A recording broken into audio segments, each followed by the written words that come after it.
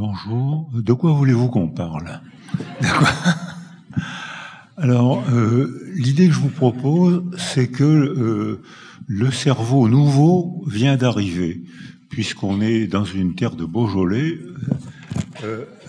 vous comprendrez que c'est une nouveauté qui est permise aujourd'hui par les découvertes, par les photographies, par les films de neuroimagerie.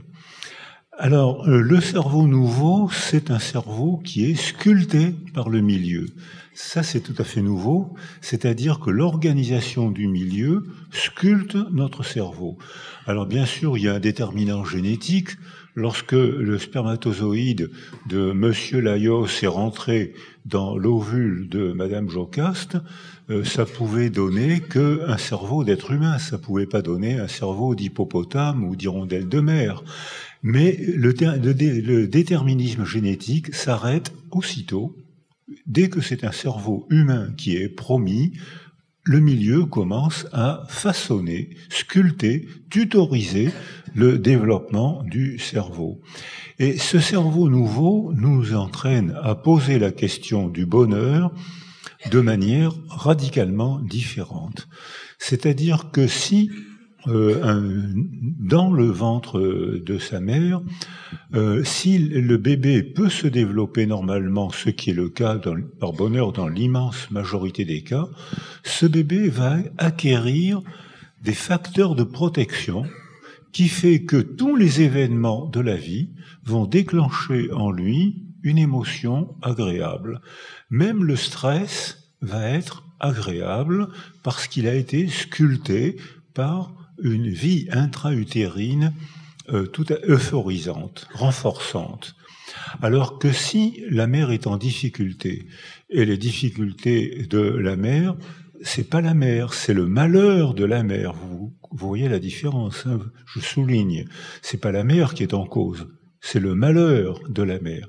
Et le malheur de la mère, ça peut être sa propre histoire, ça peut être l'isolation, qui est un facteur de malheur beaucoup plus important que ce qu'on croyait, la violence conjugale et la précarité sociale. Tout ce qui peut, et puis d'autres causes aussi, il y a des causes accidentelles, qui peuvent provoquer le malheur de la mère. Si la mère est malheureuse, elle sécrète les substances du stress. Alors il y en a beaucoup, mais les substances les plus connues, les vedettes, c'est le cortisol, et les catécholamines, l'adrénaline, etc., toutes les substances qui sont rentrées dans notre culture. Or, au-dessus d'un certain seuil, ces substances passent dans le liquide amniotique et le bébé déglutit 4 ou 5 litres de liquide amniotique par jour. Ce qui fait que si la mère est rendue malheureuse par son mari, par la culture, par son histoire, par la solitude, si la mère est rendue malheureuse, le bébé déglutit des substances toxiques pour son cerveau. Et il acquiert des facteurs de vulnérabilité. Ce qui fait que pour lui, les mêmes événements vont devenir facteurs, il va mal les ressentir, ça sera plus le stress d'un bébé qui a peur et qui éclate de rire parce que quelque chose le surprend, ça sera plus le stress d'un bébé qui joue, qui s'amuse, ça sera plus le stress d'un enfant qui a peur d'entrer à l'école maternelle et qui rentre et qui rencontre des copains. C'est-à-dire qu'un bébé qui a acquis des facteurs de protection va éprouver la vie, l'existence et les stress inévitables de l'existence comme des plaisirs de vivre, alors que le bébé dont la mère a été rendue vulnérable par le mari, la culture, etc., va acquérir des facteurs de vulnérabilité qui fait que les mêmes événements, les mêmes inévitables événements de la vie vont pour lui donner une impression de malheur. Donc on ne peut pas dire qu'il y a des conditions qui vont créer le bonheur, d'autres conditions qui vont créer le malheur. Donc je suis en pleine définition de l'oxymore, c'est-à-dire deux idées contradictoires qui s'associent. Alors l'exemple de l'oxymore, c'est les deux parois d'un toit qui tiennent parce qu'elles s'opposent. C'est les faisceaux de fusils. On apprenait aux soldats à mettre les fusils en faisceaux parce que en s'opposant, il tenait.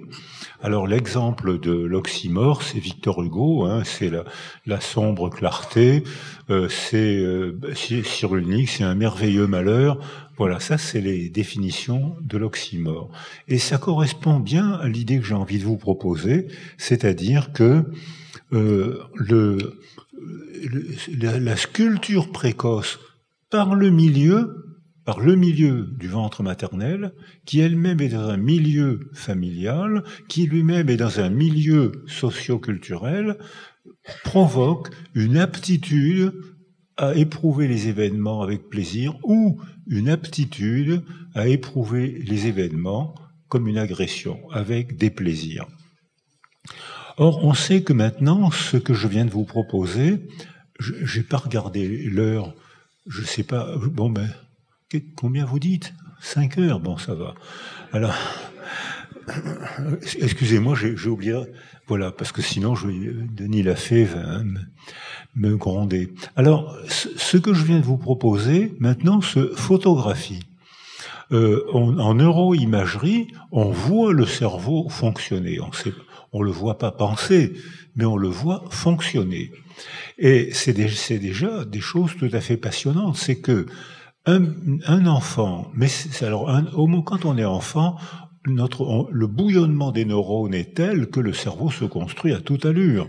Mais bonne nouvelle, si le malheur maternel ou un accident de l'existence oriente l'enfant vers l'aptitude, l'acquisition de facteurs de vulnérabilité, la plasticité cérébrale est telle que s'il suffit de réorganiser, sécuriser la mère et sécuriser l'enfant pour que, en 24-48 heures, le cerveau recommence une construction euphorisante. Donc, si on laisse faire, l'enfant acquiert une aptitude au malheur, mais qui nous demande de laisser faire? On sait ce qu'il faut faire maintenant. Il faut agir sur le milieu qui sécurise la mère, qui elle-même va offrir à l'enfant un milieu qui va sécuriser l'enfant. Sauf que, lutter contre la précarité sociale, ça serait bien. Lutter contre les inégalités, ça serait bien. Voilà, on sait ce qu'il faut faire, mais c'est pas toujours facile à faire. Mais lorsque le cerveau de l'enfant est sculpté par le milieu, tutorisé, comme je viens de vous le proposer, par le milieu, on photographie que les voies de la douleur sont les mêmes chez tous les mammifères. Les voies de la douleur sont les mêmes. Mais lorsque un mammifère a été bien sécurisé, une information douloureuse arrive. Alors, à la base du cerveau, il y a une petite grappe de raisin et il y a un grain de raisin, la partie postérieure et inférieure, qui recueille les informations de la douleur et qui les oriente vers le cortex. Si l'enfant a été bien sécurisé, l'orientation, le frayage, les circuits neuronaux l'orientent vers ce qu'on appelle le noyau accumbens, qui est un petit noyau de neurones. Quand on le stimule, ou avec une électrode, ça donne, ou par une tumeur, il y a des tumeurs qui stimulent ce noyau accumbens, et les gens ont une sensation de bonheur ineffable, un bonheur sans objet. Ils n'ont aucune raison d'être heureux et ils se sentent follement heureux.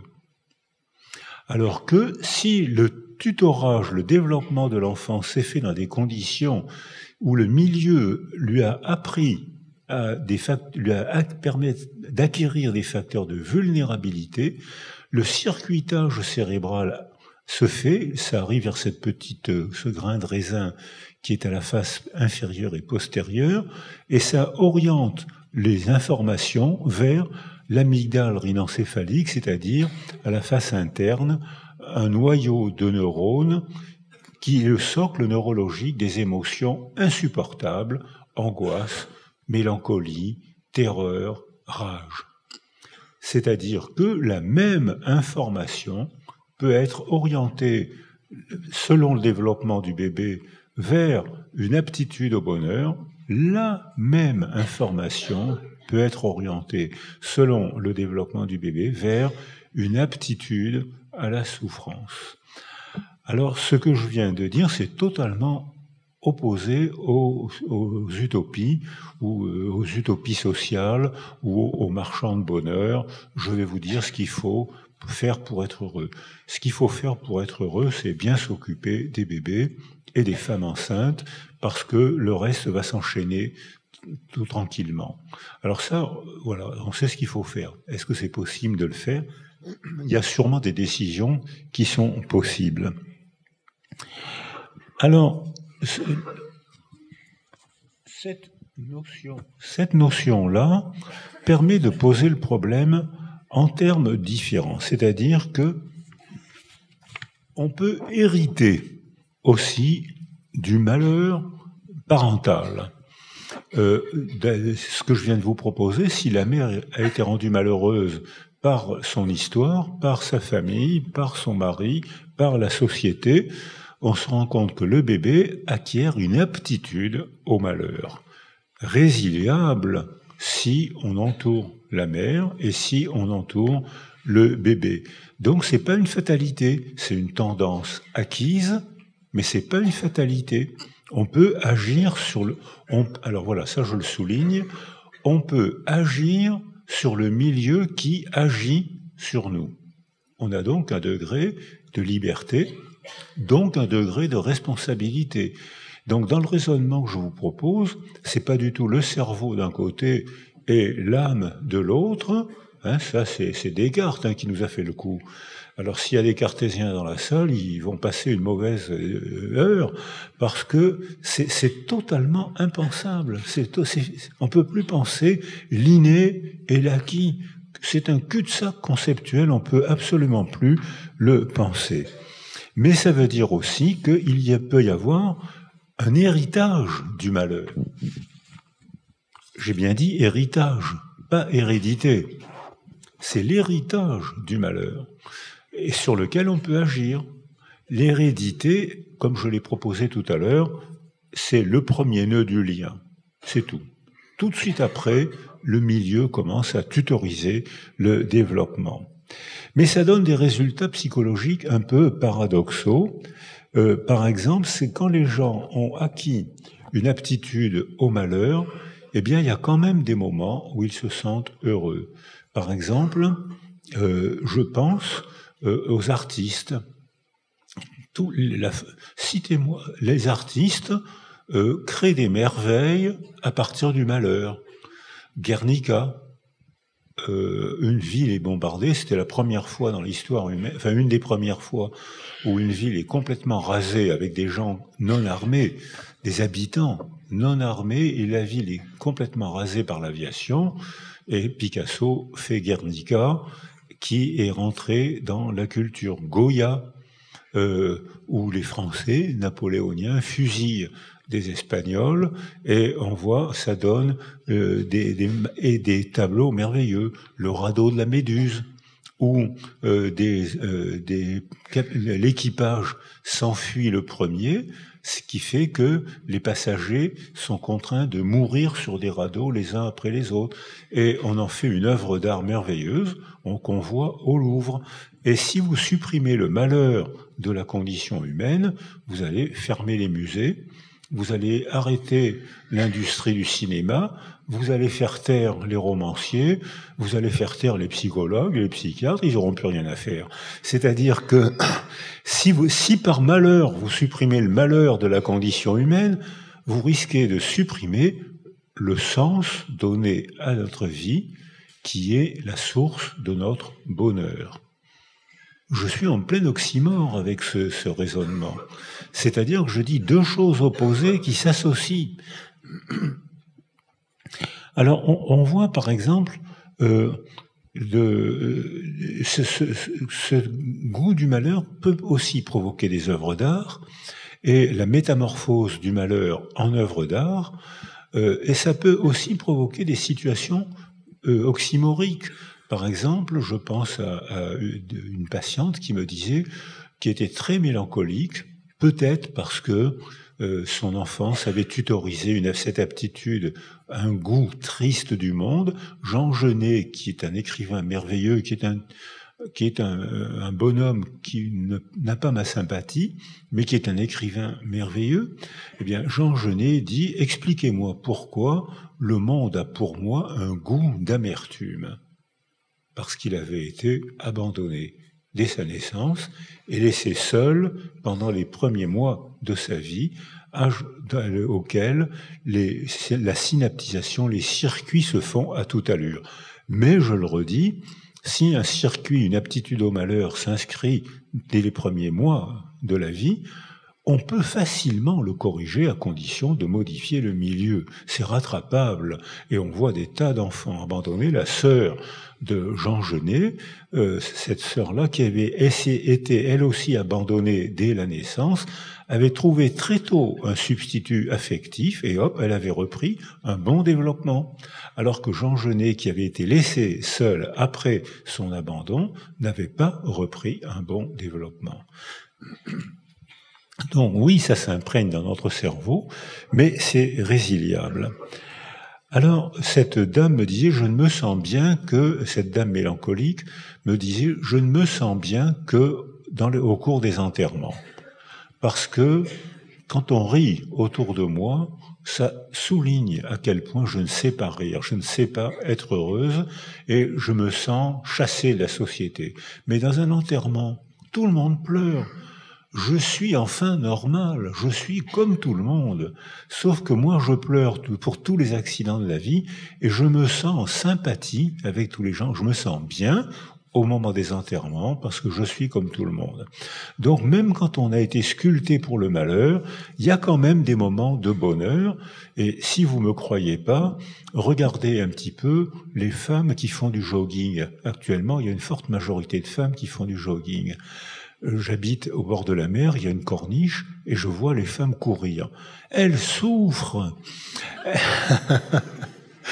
Elles ont rouge, elles ont mal, elles sont essoufflées, elles ont mal aux articulations. Et puis ensuite, elles rentrent chez elles, elles prennent une douche, et elles sont heureuses. Et pourquoi elles sont heureuses ? Parce que le fait d'avoir souffert en faisant du jogging a provoqué une augmentation de la sécrétion des opioïdes, des morphines naturelles que sécrète notre corps pour lutter contre la souffrance physique. Et quand elles arrêtent leur jogging, les opioïdes restent dans leur cerveau et continuent à stimuler. Or, qu'est-ce que je me sens bien ? J'ai souffert pendant 1 heure, mais alors maintenant, qu'est-ce que je suis bien ? Et le lendemain, elle recommence à souffrir. Et donc, on voit que l'oxymore que je vous propose, il est illustré par le jogging. Et alors, donc, et puis nous, en plus, être humain, on appartient à une espèce qui a un lobe préfrontal. Et le lobe préfrontal, tout le reste du cerveau perçoit et traite des informations extraites du milieu, mais sauf le lobe préfrontal qui ne perçoit rien du milieu. Ce sont des neurones qui traitent des informations à venir, ils s'agencent, ils anticipent, et on sait qu'ils anticipent parce que quand il y a une lobotomie, les gens ne peuvent plus anticiper, et il y a des lobotomies. Avant la réduction des voitures, de la vitesse des voitures, il y avait presque 3000 lobotomies par an en France. Les gens tapaient contre le pare-brise, ils avaient 2 hématomes, comme quand on a un bleu, le sang se résorbait, et à la place, il y avait un trou. C'est-à-dire qu'il y avait une bouillie cérébrale et il y avait un trou, une lobotomie qui avait été faite par l'accident de voiture. Les gens, ne pouvant plus anticiper à cause de cette lobotomie, n'avaient plus d'angoisse, puisqu'ils ne pouvaient plus anticiper. Elle va me quitter, je vais échouer mon examen, je vais mourir. Les gens ne pouvaient plus anticiper, donc ils n'avaient plus du tout d'angoisse. Le traitement de l'angoisse, c'est la lobotomie. Alors, donc, ce lobe préfrontal envoie des neurones qui se connectent avec les circuits de la mémoire. C'est-à-dire que la mémoire est une anticipation du passé. Vous avez bien entendu. La mémoire, c'est pas le retour du passé. on va chercher dans son passé les souvenirs d'images et de mots avec lesquels on va construire un récit qu'on va adresser à quelqu'un. On est toujours dans l'anticipation. Anticipation de l'avenir, ce qui est facile à comprendre, mais aussi anticipation du passé. On ne fabrique pas le même récit. Si je raconte ma vie à quelqu'un que je veux impressionner, je vais lui raconter mes exploits au rugby, mes performances intellectuelles extraordinaires. Si je raconte ma vie à mon inspecteur des impôts, vous pouvez pas savoir le nombre de pépins que j'ai eu, j'arrive pas. Donc, je vais pas mentir. Je vais choisir des éléments, des fragments de vérité différents, et je vais en faire un récit totalement différent et parfois même opposé, selon la personne à qui je m'adresse. Je vais pas mentir. Donc j'anticipe toujours, j'anticipe l'avenir ou j'anticipe le passé. Sauf que si quand on était des oiseaux, on avait des lamelles de lobe préfrontal. Donc je pense que les oiseaux sont pas très anxieux. À part ça, j'en sais rien. Hein. Mais bon, ils n'ont pas de quoi anticiper. Les mammifères supérieurs, les chiens, les chats, ont 20% du poids total du cerveau consacré à l'anticipation. Les singes, nos cousins des primates non humains, ont 25 à 30% du poids total du cerveau consacré à traiter des informations qui ne sont pas dans le contexte. Et nous, êtres humains, on a plus de 30% du poids total de notre cerveau consacré à traiter des informations qui ne sont pas dans le contexte, plus la parole, qui crée un monde qu'on ressent intensément et qui pourtant peut être totalement invisible. Il faut faire la guerre au Kosovo parce que l'armée chrétienne a perdu la guerre contre les musulmans au XVIe siècle, la guerre du Kosovo. Au Proche-Orient actuellement, des gens se font la guerre pour des problèmes posés il y a 2000 ans. C'est-à-dire que les gens s'engagent et désirent tuer et mourir pour des problèmes représentés par des récits d'un malheur ou d'un événement qui s'est passé il y a plusieurs milliers d'années. Donc on voit comment la parole nous fait vivre dans un monde totalement absent, impossible de percevoir et que pourtant on ressent intensément. Alors ça, les oiseaux sont moins doués que nous pour faire ce genre de guerre. Mais nous, on a une très grande aptitude au symbole. Et c'est cette aptitude au symbole qui nous permet de vivre et d'éprouver un monde absent. La définition du symbole est très simple. Hein. Une chose, un mot, est mis là, ici, pour représenter quelque chose qui n'est pas là. Et on est capable de souffrir, de se fâcher, de faire la guerre pour des choses qui ne sont plus là, ou pour des choses qui vont venir, qu'on imagine, qui vont venir. Alors ça, c'est le redoutable maléfice de notre merveilleuse aptitude à symboliser. Parce que quand on symbolise, on parle, on fait des œuvres d'art magnifiques, et on fait la guerre aussi au nom de symboles, c'est-à-dire pour des problèmes purement représentés. Alors, le fait d'être capable de vivre dans un monde absent et de l'éprouver, j'ai eu la chance de côtoyer un petit peu Sœur Emmanuelle. Cette petite bonne femme était extraordinaire. Et j'étais avec elle près de Saint-Raphaël quelques jours avant sa mort. Elle avait plus de 100 ans, la tête marchait bien, les jambes marchaient pas bien, et elle me disait avec un air d'extase, « Je vais bientôt mourir, je vais bien enfin savoir ». Et l'idée de se représenter un mystère qui avait organisé toute sa vie, qu'est-ce qui se passe après la mort? Est-ce que j'ai une âme? D'où vient-elle? Cette aptitude à vivre dans un monde profondément humain, celui de la transcendance religieuse, ou transcendance artistique, ou transcendance philosophique, eh bien, cette aptitude que beaucoup de gens parmi nous ont, la rendait heureuse. Même l'idée de la mort la rendait, la mort imminente, elle avait plus de 100 ans, ça la rendait heureuse. Je vais enfin savoir. Elle était impatiente curieuse de savoir. Alors ça, pour moi, ça a été une émotion intense. Mais on a aussi cette anticipation, explique aussi beaucoup de suicides. J'ai eu à accompagner un conducteur de train. Il y a beaucoup de gens se suicident en se jetant devant un train, et le TGV est très attirant pour les gens qui veulent se suicider. Et le conducteur, c'était un type très solide, un type très gentil, très simple, qui faisait bien son boulot, un type intéressant. Et puis un jour, il voit une jeune femme sur la voie avec les phares qui l'éclairaient. Et ce qui a traumatisé cet homme, c'est elle a couru vers le train. Donc lui, il a freiné, mais il n'a pas pu. Il a cogné, il l'a tué. Et c'est comme ça qu'il me parlait. Je l'ai tué. Et il disait, elle a couru vers le train pour mourir en souriant. Et ce qui avait traumatisé cet homme, c'est qu'elle souriait. Parce que pour elle, dans la représentation de l'acte qu'elle était en train de faire, je vais enfin être libéré de la vie. Quel bonheur! Mais lui, ça l'a traumatisé. Lui disait, j'ai tué une jeune femme qui s'est jetée devant mon train. Donc lui, il voyait l'image comme dans un syndrome psychotraumatique. Il pouvait plus dormir, il pouvait plus travailler, il pouvait plus penser à autre chose. Il était prisonnier du passé. Il ne pouvait plus anticiper. Il était prisonnier du passé parce que l'image était figée dans sa mémoire et il voyait cette jeune femme désireuse de mourir en souriant.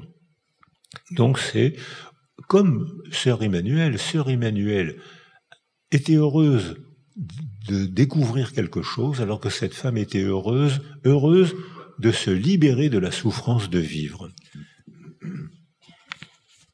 Donc je suis vraiment dans l'oxymore incessant. Et le bonheur est donc, l'idée que je vous propose, c'est que le bonheur est associé au malheur. Les deux fonctionnent ensemble et que très souvent, le bonheur, c'est le bonheur d'avoir vaincu un malheur. Regardez la littérature, qu'est-ce qu'elle raconte? Comment il s'en est sorti? En période de guerre, de quoi parle la littérature? Comment on a été victorieux? Comment certains parmi nous ont été héroïques, même quand ils ont perdu la guerre.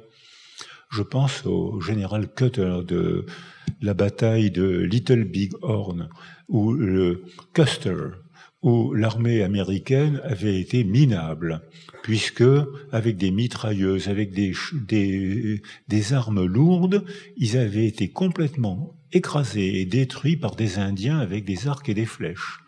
Et parce que le général Custer avait donné des ordres tellement incohérents que les soldats américains n'avaient même pas pu combattre, même pas pu armer les mitrailleuses, tellement les ordres étaient incohérents. Donc ils avaient tous été tués par les Indiens qui tournaient autour d'eux en leur envoyant des flèches. Qu'est-ce que ça a donné, ça, dans la littérature? Une merveille. C'est-à-dire au moins 400 films sur cette bataille où on voit John Wayne, vous l'avez sûrement vu, on voit John Wayne en train de combattre jusqu'au dernier, son revolver est vide, les Indiens tournent autour de lui, il sort son épée pour mourir au combat, l'épée est cassée et il continue. Ah, quelle beauté! On est comme ça, nous les Américains. C'est-à-dire le récit glorifier un général minable. C'est-à-dire que ce général était probablement responsable du massacre de ces hommes, mais s'ils avaient vaincu, ils auraient massacré les Indiens. Mais l'histoire de la guerre est ainsi faite, c'est qui sera le plus malheureux que l'autre. De toute façon, la guerre, c'est toujours une défaite, même pour les vainqueurs. Tout le monde perd, même les vainqueurs. On perd plus ou moins, mais tout le monde perd. Regardez ce qui se passe au Proche-Orient, tout le monde perd. Les Syriens, les Palestiniens, les Israéliens, tout le monde est vaincu, plus ou moins. Mais tout le monde perd. Nous, on a connu ça aussi.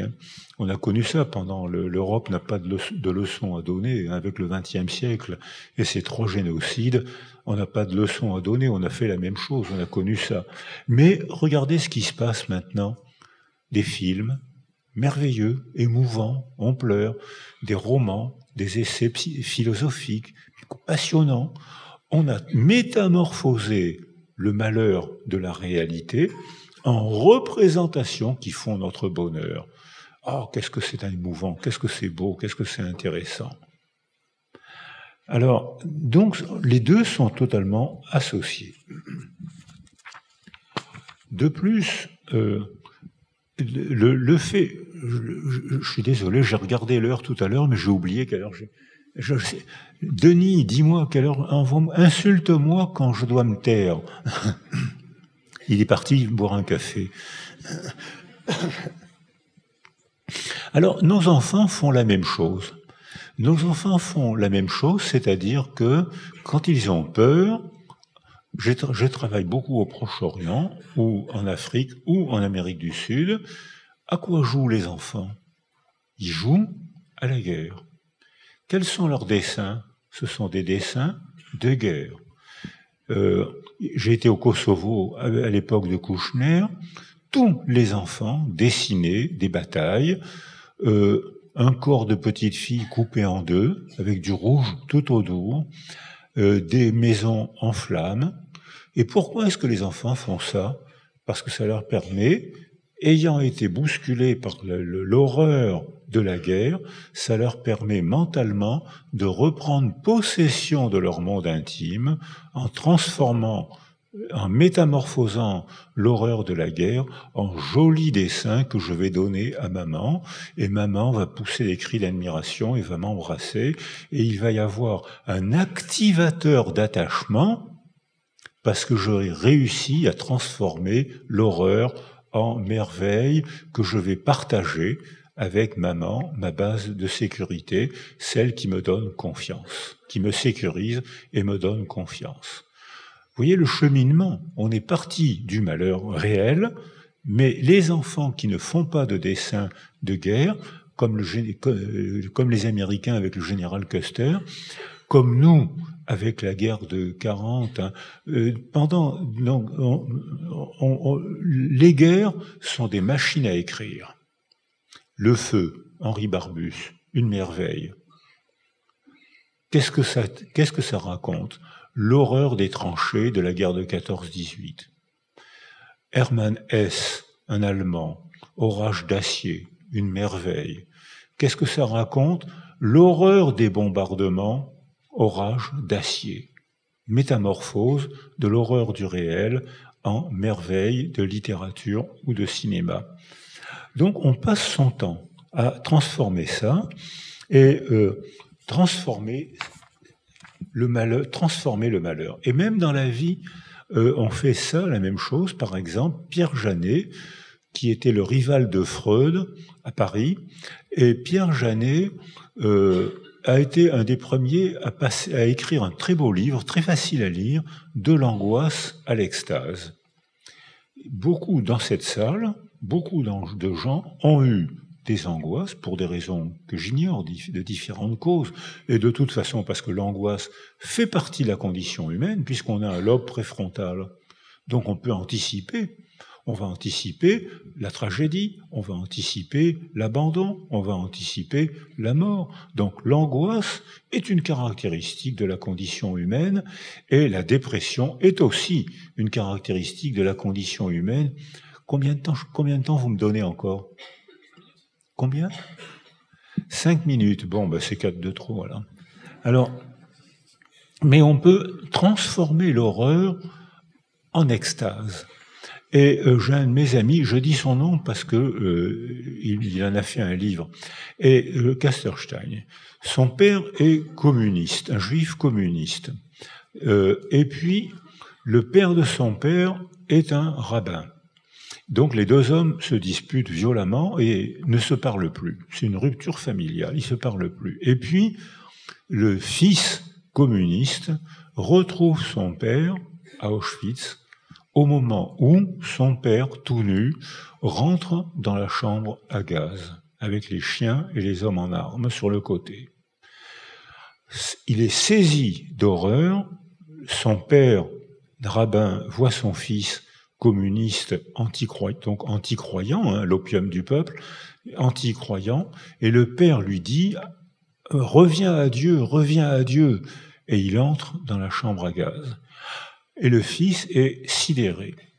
Et il passe d'une angoisse insoutenable, et tout d'un coup, il éprouve une extase mystique, et il revient à Dieu. Et il dit, et depuis, Dieu ne m'a plus jamais quitté. On peut donc effectivement, Thérèse, alors elle passait de l'angoisse métaphysique à des extases carrément physiques. Hein. D'après ce qu'elle raconte, c'était des extases clairement sexuelles. Hein. Bon, ben c'est son affaire, hein, on voit pas. Mais donc on voit que on peut passer de l'un à l'autre. Je vais terminer là-dessus. C'est que le bénéfice adaptatif de cette souffrance, l'angoisse et la dépression, c'est la contrainte à fabriquer de la culture. Monsieur et Madame Sapiens, il y a 200 000 ans, vivaient dans la forêt à une époque où il y avait encore des tigres à dents de sabre. Et dans ces tigres à dents de sabre, avec des immenses canines, Monsieur et Madame Sapiens voient bouger le feuillage. S'ils étaient anxieux, ils disent « Oh, quand le feuillage bouge comme ça, c'est que derrière, il y a un tigre à dents de sabre. » Aussitôt, ils se protègent, ils se solidarisent, ils font de l'affection pour se sécuriser, ils inventent des armes pour se protéger, ils trouvent des grottes pour se protéger, ils fabriquent de la famille, ils fabriquent de la culture. Mais en revanche, il y avait aussi Monsieur et Madame Sapiens qui n'avaient pas d'angoisse, qui étaient très confiants en eux, ils voient le feuillage bouger et ils se disent « Oh ben non, il n'y a pas de tigre à dents de sabre » puisqu'ils avaient confiance en eux. Alors, ou bien en effet, il n'y avait pas de tigre à dents de sabre et dans ce cas-là, ils vivaient très bien, ou bien il y avait des tigres à dents de sabre et dans ce cas-là, ils n'ont pas transmis de gènes puisqu'ils ont été bouffés par les tigres à dents de sabre. Donc ça veut dire que de génération en génération, notre bénéfice adaptatif, c'est de transmettre l'angoisse pour mieux affronter l'horreur du réel. Et en transmettant l'angoisse, on transmet le besoin de solidarité, le besoin d'être ensemble, le besoin d'inventer des objets, des médicaments pour soigner, lutter contre la mort, des armes pour lutter contre les ennemis, de faire des sépultures qui sont les premières œuvres d'art.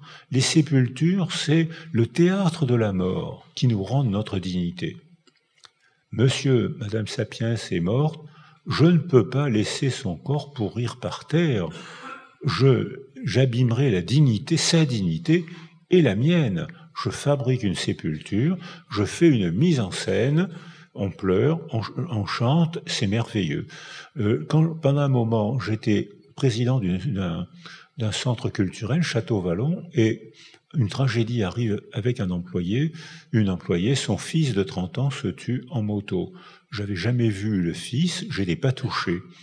Mais j'ai été touché par le malheur de cette mère qui était immensément malheureuse, et donc je devais aller à l'enterrement de son fils pour être près d'elle, pour me solidariser un peu.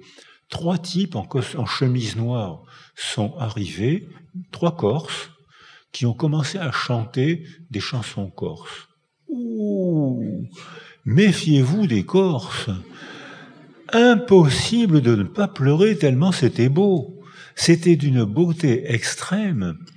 Ils avaient transformé une immense souffrance. J'avais les larmes aux yeux. Elle a senti que j'étais près d'elle. Elle n'a plus été toute seule à supporter la mort de son fils de 30 ans. Grâce aux chanteurs corses, on avait transformé une extrême horreur en quelque chose d'une très grande beauté. Donc voilà, c'est les quelques idées que je voulais vous proposer. Je pense que avant mon exposé, vous aviez les idées claires. J'espère maintenant qu'elles sont confuses. Merci de m'avoir écouté.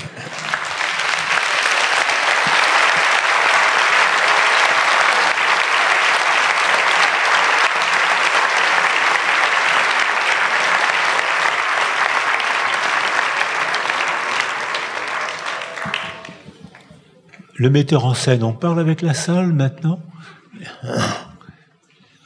Si vous avez quelques Questions. Si vous avez quelques questions, on va en prendre une ou deux. Je vous prie de lever la main et puis les ouvreurs vous apporteront les micros. Alors, on prend que les questions géniales. Hein. Ah, il y a une question géniale là. Merci beaucoup. Merci de vous lever pour qu'on puisse vous voir de la scène. Merci beaucoup. Vous avez donc expliqué que pour le bébé, pour l'enfant, hein, on peut retutoriser et ramener une modification dans une perception. Est-ce que c'est quelque chose aussi qu'on peut envisager tout au long de la vie? C'est-à-dire que qu'est-ce qu'on peut faire pour agir sur le milieu pour que l'adulte évolue? Merci pour votre question, parce qu'effectivement, j'aurais dû préciser. Quand on est bébé, pendant les petites années, notre cerveau, nos neurones bouillonnent. Un cerveau de bébé, c'est un cerveau totipotent. Il peut tout apprendre. Mais plus on vieillit, moins il est totipotent, moins notre cerveau est potent. C'est-à-dire que on ne peut plus apprendre avec l'âge, on ne peut plus apprendre de choses nouvelles, mais on peut améliorer les choses qu'on avait déjà apprises. C'est-à-dire on continue à se perfectionner dans le domaine où on était déjà bon. Mais par exemple, pour les langues, cette idée est très facile à illustrer avec l'apprentissage des langues. Quand un bébé arrive au monde, il entend 3000 phonèmes. Il sait les reconnaître. Il tourne la tête et les yeux. Il entend 3000 phonèmes. Dès qu'il parle, c'est-à-dire à partir de 18-20 mois, dès qu'il commence à parler, il n'entend plus que les phonèmes de sa langue. C'est-à-dire qu'il a réduit son aptitude à apprendre les langues. Et quand j'étais au Japon, j'étais invité à travailler au Japon, et j'avais un interprète qui parlait très bien le français, mais qui n'arrivait pas à faire la différence entre le R et le L, parce que dans la langue idéographique, ça n'existe pas. Alors un jour, je lui dis, bon, on se donne rendez-vous au coin de la rue.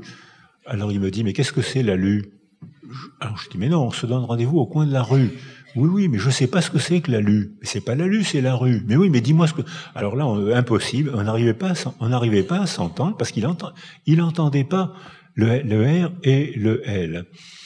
En revanche, tout bébé, entre le 20e et le 30e mois, pour faire un schéma, mais ça varie de 4 ou 5 mois selon les enfants, tout bébé peut apprendre toute langue maternelle en 10 mois, sans professeur, sans école, sans livre.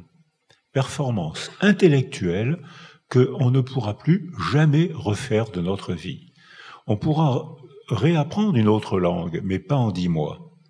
Moi, j'ai appris ma langue maternelle en 10 mois, je pense. Ça fait 65 ans que je suis débutant en anglais. C'est-à-dire que... Et je pense que je serai toute ma vie débutant en anglais. C'est parce que ça veut dire qu'il y a une aptitude, les bouillonnements des neurones est tel que on a une aptitude à apprendre fulgurante, qui est moins bonne avec l'âge, mais en revanche, avec l'âge, on comprend de mieux en mieux le monde dans lequel on vit. Mais on a de plus en plus de mal à apprendre d'autres mondes mentaux. D'où peut-être l'esprit conservateur des gens âgés et l'esprit révolutionnaire des jeunes, mais je suis pas sûr de ce que je viens de dire. Si vous n'êtes pas d'accord, je me disputerai pas avec vous, parce que ça peut se discuter. Mais quand on est bébé, on peut tout apprendre. Alors que quand on est âgé, ça continue encore à synaptiser, mais beaucoup moins vite. En revanche, le fait qu'il y ait une réduction des apprentissages, le fait qu'il y ait un élagage des neurones est la preuve que notre cerveau fonctionne à l'économie. La preuve, c'est que quand on parle notre langue maternelle, on fait presque plus d'efforts, tellement ça vient automatiquement. Alors que quand on parle une langue étrangère, même si on la maîtrise bien, mais qui n'est pas notre langue maternelle, après quelques heures de discussion, on est physiquement épuisé parce que on ne profite pas de cette réduction du circuit cérébral.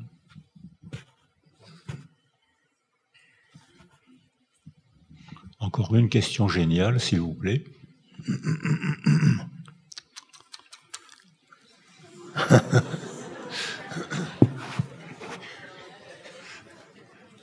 C'est pas du tout une question géniale. Est-ce que vous pouvez nous dire 2 mots sur la mission que vous a confiée le président Macron? Alors si, c'est une question géniale, c'est même la question que j'espérais.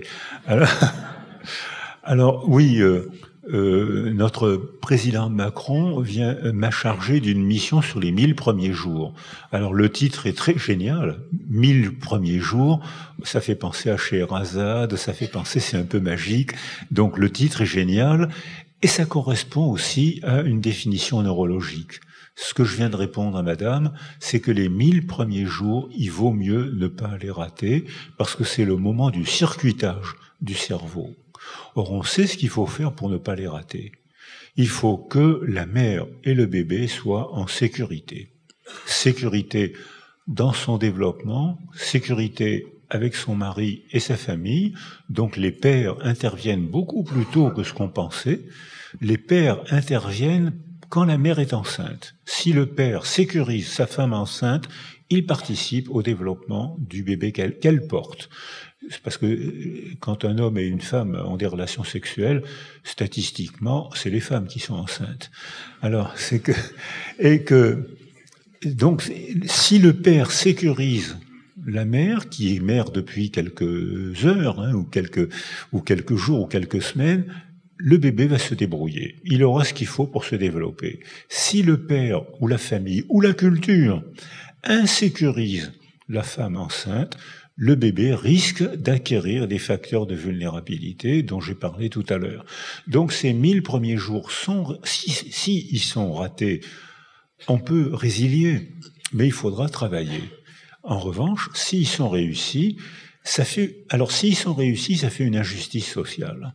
Parce que 2 bébés sur 3, sécurisés par leur mère, par leur père, par leur famille, par la culture, 2 bébés sur 3 accèdent au langage et à 3 ans, quand ils vont rentrer en maternelle, ils auront acquis tous les facteurs de protection qui leur permet d'éprouver la maternelle avec un stress amusant. Ils vont stresser, mais ils vont surmonter. Ils vont être fiers d'eux. Alors qu'un bébé sur 3 qui n'aura pas pu acquérir ces facteurs de protection et qui au contraire aura acquis des facteurs de vulnérabilité, il aura un retard de langage très important. Guylaine Dehaene dit que certains bébés ont 5 fois moins de mots à 30 mois que les bébés sécurisés. Donc le mot, c'est ce qui nous permet de nous exprimer et de nous socialiser. Et surtout, ces bébés vont rentrer à la maternelle en ayant peur. Et eux ne vont pas éprouver le stress comme un plaisir. Ils vont avoir peur de la maternelle, ils vont avoir peur des autres. Ils vont avoir peur de cet adulte étranger dont ils auront peur. Ils vont fournir la population des futurs mauvais élèves. Et actuellement, il y a 2 générations, on faisait du social avec son corps. Les femmes avec leur ventre, les hommes avec leurs bras. Aujourd'hui, on fait du social avec ses diplômes et avec l'art de la parole. Notre culture a progressé.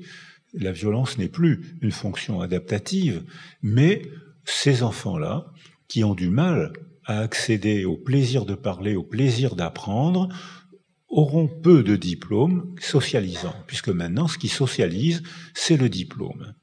Même pour des métiers simples, on demande un diplôme. La technologie est telle que maintenant, il faut avoir un diplôme pour faire même un métier simple. Donc, ils auront du mal. On a 15% d'illettrés en France. C'est des hommes, plus que des femmes d'ailleurs, malheureux toute leur vie, qui vont coûter très cher, qui vont être malheureux et qui vont coûter très cher à la société. Donc, en termes cyniques, c'est une bonne affaire de foutre la paix aux femmes enceintes et de s'occuper des bébés.